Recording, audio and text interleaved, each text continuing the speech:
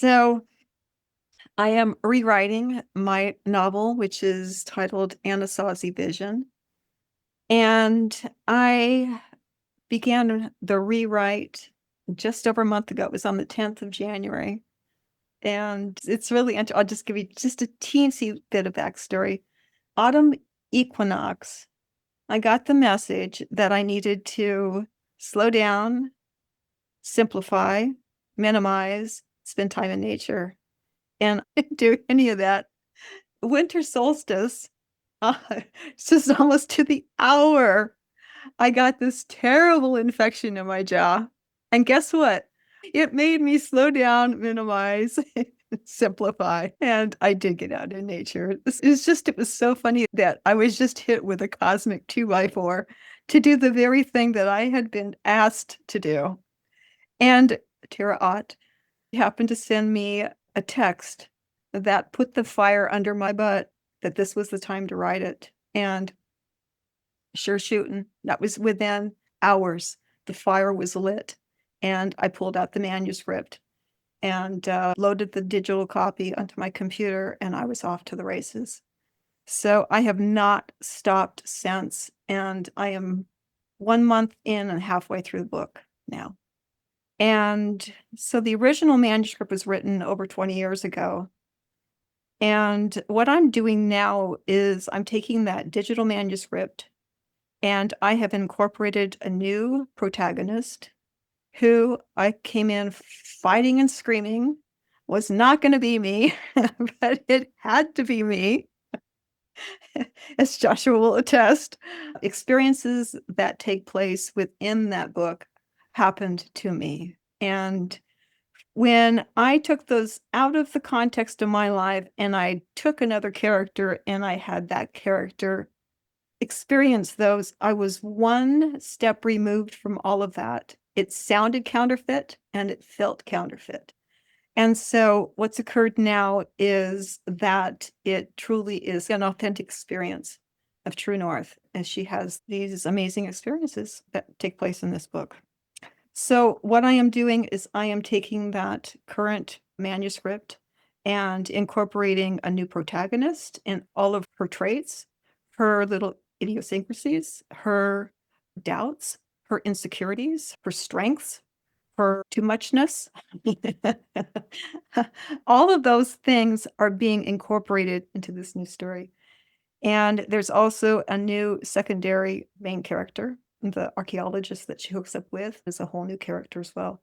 So it has been the process of doing this. And the other thing I'll just say is that I could not have written this before 2024, not a second before 2024, because the context at which it takes place and the people that have been in my experience within the last 3 years of being here at my mother's place have become the fabric, the context and the fabric of what the story now holds. And I could not have told the story that it is without having these people and these experiences and the interaction with these people that allow me now to be able to tell the story in a truthful, playful, very personal, intimate way.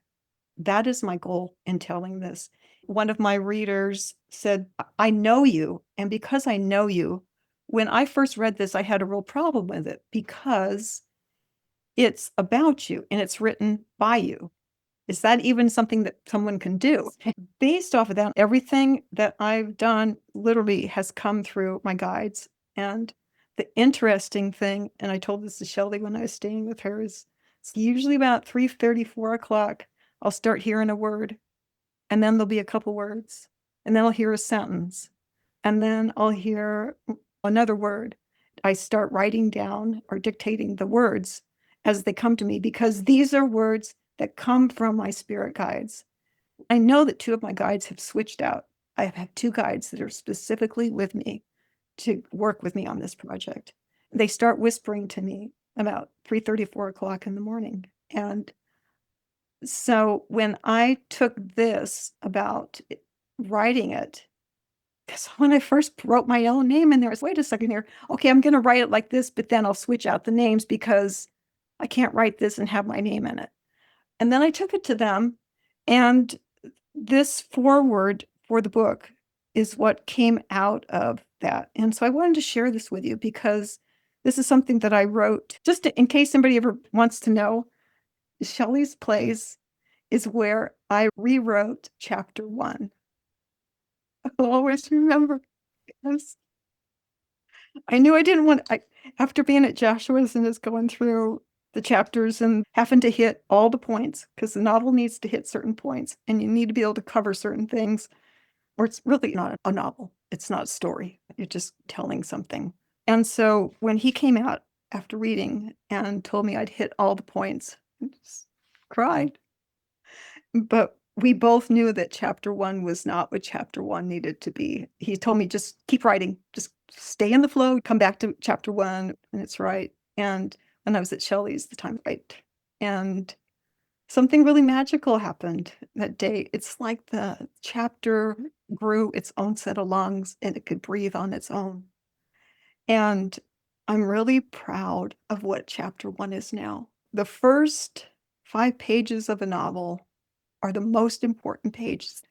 Person will pick it up, and if they don't resonate with the protagonist or what's going on, if they don't care about them, they don't care about what they're doing, they will set that baby down as quickly as they picked it up.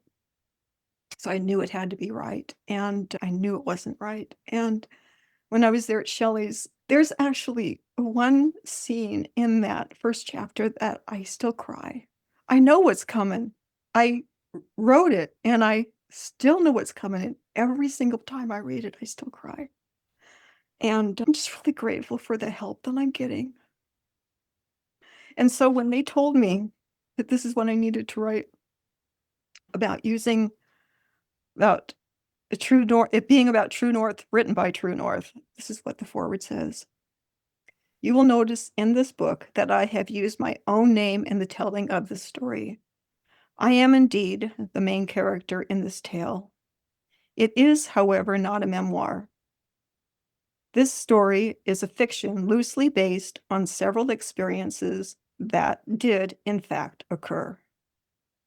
When questioned why an author would use their own name in a fictional novel, I can only reply that I was guided to do so by the same unseen spiritual guides that assisted in its writing.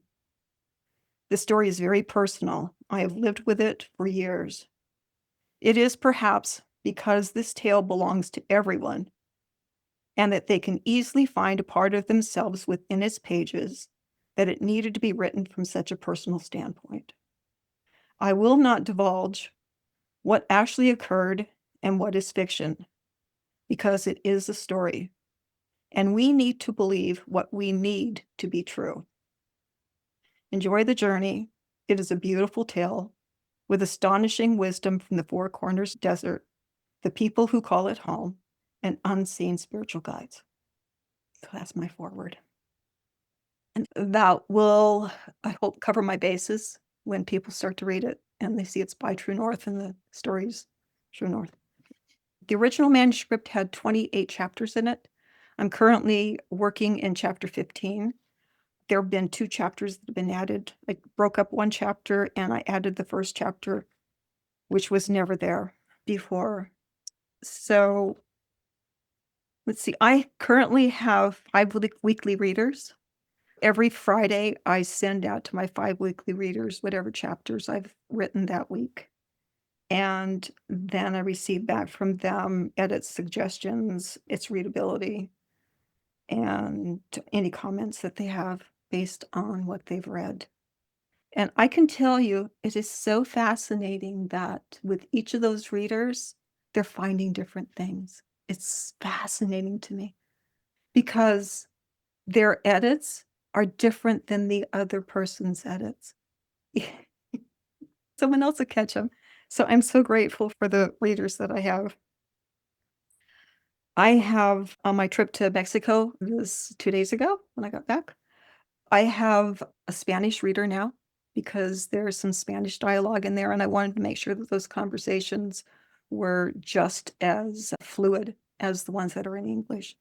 So I'm really excited about that too. And my mama is my first proofreader. She doesn't miss a thing. You give it to her first, and then I take her edits and do that first thing in the morning. So she's my first line of proofreading.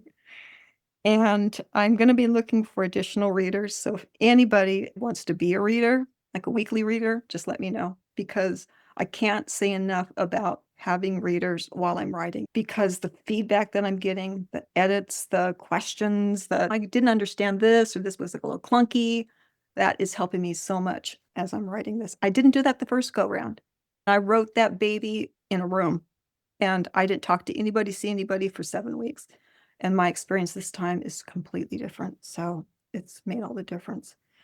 And my intention moving forward is I'm going to self-publish.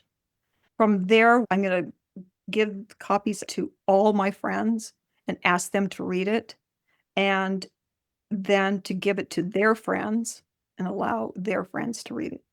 So that it's like a circle. My immediate circle is pretty diverse, and so those circles, it can go out in different directions, and so just the orbit of each one of those circles and have it grow organically, and then once it gains some traction, then is when I would be interested in talking to a publisher. So that's my thoughts, and I would love any feedback about that, and then I'll create a website for the book. At this rate, I anticipate I'll probably be done with the rewrite in a month to a month and a half.